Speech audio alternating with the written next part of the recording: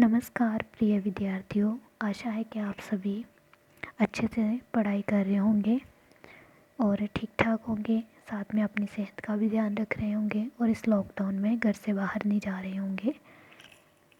तो आज का विषय पढ़ने से पहले मैं आपसे कुछ पूछना चाहती हूँ। यहाँ पे मैंने 2 तस्वीर बनाई है, उसके बारे में आपसे पूछूँगी। देखो और बताना इस तस्वीर के बारे में कि ये किसकी तस्वीर है। यस, बताइए, आ रहा है दिमाग में? हाँ बेटा, ये क्या है? फूल है, लेकिन कौन सा फूल है? यस, कमल। गुड, बहुत अच्छा। और ये क्या है? घर। बहुत अच्छा। और ये एक आखिरी वाला बताना ज़रा, ये क्या है? क्या है ये? बहुत अच्छे, बताना। चम्मच। गुड। अच्छा बेटा, इन सब तस्वीरों को देखकर आपके मन में उसी टाइम ये विचार आ गया कि ये कौन सी तस्वीरें हैं, इनका नाम क्या है। लेकिन जब मैंने आपको बोलने को कहा तो आपने इनके अलग अलग नाम लिए और इसे अलग अलग तरह से पुकारा। जैसे पहली तस्वीर को आपने पुकारा कमल, दूसरी को घर और तीसरी को चम्मच। ये सब नाम लेते वक्त बेटा आपके मुंह से कुछ आवाज़ें निकली। जैसे कौन सी आवाज़ आई? कमल, दूसरी बार घर, तीसरी बार चम्मच। ठीक है। और इन आवाज़ों को हम हिंदी में कहते हैं ध्वनियाँ। क्या कहते हैं? ध्वनियाँ।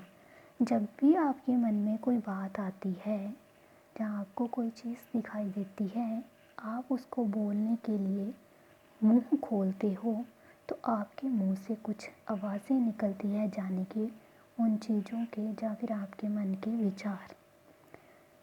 तो उन ध्वनियों को कहते हैं, इन आवाज़ों को हम क्या कहते हैं? ध्वनियाँ कहते हैं। ठीक है बेटा।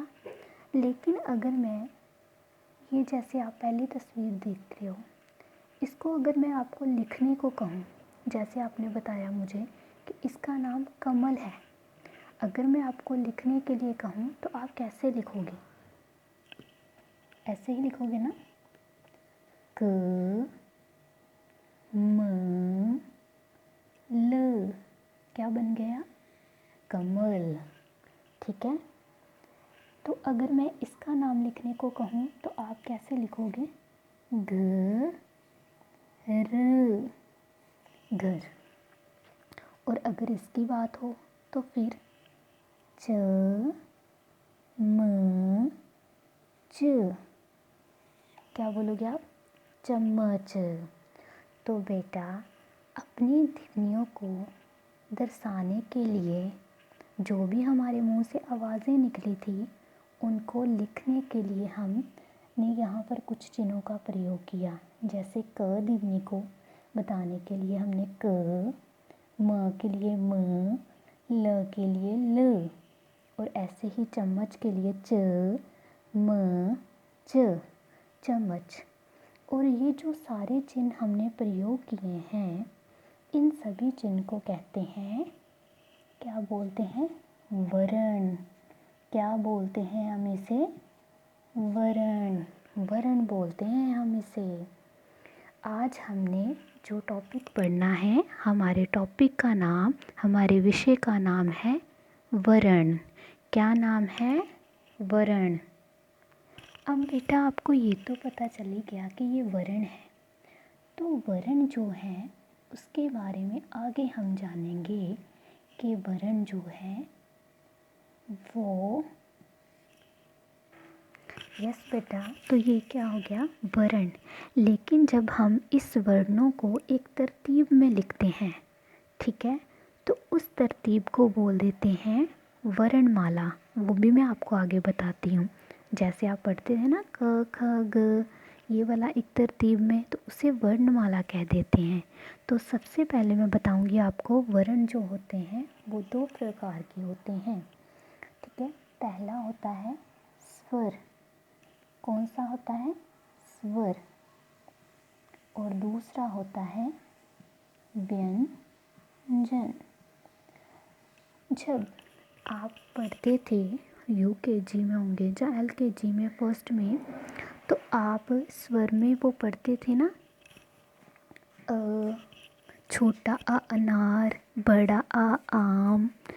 तो वो वाले वो क्या होते थे, सारे के सारे स्वर होते थे, जो कि आपकी किताब में दिए गए हैं ऐसे। देखो बेटा, ये देखो, ये है स्वर। ये हमारे कितने स्वर होते हैं? 11, यस 11 स्वर होते हैं हिंदी में। और ये देखो, ये क्या है? व्यंजन। जो आप पढ़ते थे, का कबूतर, खा खरगोश, ग गमला, तो ये सारा आप पढ़ते थे ना, तो ये क्या है? व्यंजन। तो अब आपको पता चल गया होगा कि स्वर जो है वो कितने होते हैं? 11। और व्यंजन कितने होते हैं? 33। ठीक है बेटा। स्वर और व्यंजन। बेटा, भाषा की सबसे छोटी इकाई, मतलब जो भी आप बोल रहे हो ये सब कुछ भाषा ही तो है जो हम बोल रहे हैं, ठीक है। तो उसकी ये छोटी इकाई जो है वो क्या होते हैं? वर्ण होते हैं। और वर्ण के दो प्रकार, दो भेद होते हैं। एक होते हैं स्वर और दूसरा व्यंजन, जो आपने यहाँ पे देखा है। आगे मैं बेटा आपको बताना चाहूँगी कि जो व्यंजन होते हैं उसमें जो ये पहली लाइन है, क से जो स्टार्ट होती है, उसे हम क वर्ग बोल देते हैं। क्या बोल देते हैं? क वर्ग बोल देते हैं हम उसे।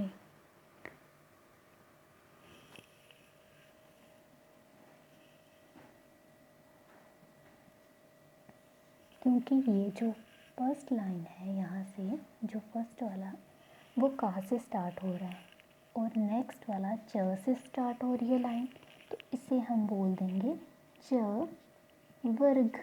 क्या बोल देंगे हम इसे? च वर्ग, ठीक है। और नेक्स्ट ऐसे ही कौन सा वर्ग आ जाएगा? ट वर्ग। मुझे लगता है आपको सारे अब समझ आ गए होंगे, क्योंकि जिस वर्ण से लाइन की स्टार्टिंग हो रही है वही वर्ण उस वर्ग का नाम कहलाएगा। जैसे ये क वर्ग हो गया, ये च वर्ग हो गया, ये ट हो गया, और ये कौन सा वर्ग हो गया? त वर्ग। कौन सा वर्ग हो गया? त वर्ग। और आगे वाला प वर्ग। Very good.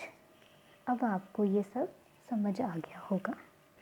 तो आगे बेटा हम जानेंगे स्वर और व्यंजन में क्या अंतर होता है। स्वर और व्यंजन में क्या अंतर होता है? जो स्वर होते हैं ना बेटा, वो जो है किसी भी अन्य वर्ण की सहायता के बिना बोले जाते हैं।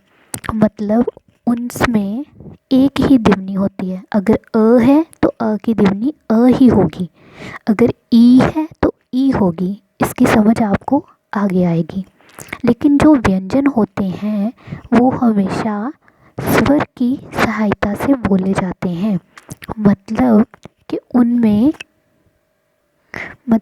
उनमें अ की ध्वनि जो होती है वो मिली हुई होती है। तो हमने इन दोनों में पहले तो ये अंतर समझा कि जो स्वर हैं वो बिना किसी वर्ण की सहायता से बोले जाते हैं, लेकिन व्यंजन जो है उनमें स्वर की ध्वनि मिली होती है। जैसे एग्जाम्पल, क जो है उसमें क क और अ दोनों की ध्वनि मिली हुई है। अगर क में से अ की ध्वनि अलग कर दी जाए तो इसको हम ऐसे लिखेंगे, क हलंत। इसको हम हलंत बोलते हैं, प्लस अ, ठीक है। तो तो ये जो क ध्वनि थी वो किससे बनी थी? क क क अ, इससे बनी थी। ऐसे ही जो ख है वो भी ख अ की ध्वनि से बना है।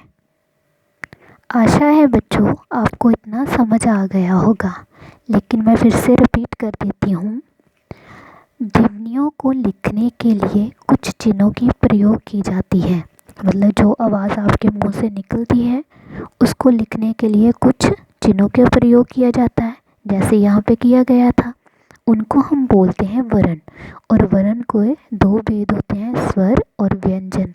स्वर होते हैं 11, व्यंजन होते हैं 33। और इनमें अंतर क्या होता है? जो स्वर हैं किसी भी वर्ण की बिना सहायता से बोले जाते हैं, लेकिन जो व्यंजन है वो स्वर की सहायता से बोले जाते हैं। ठीक है।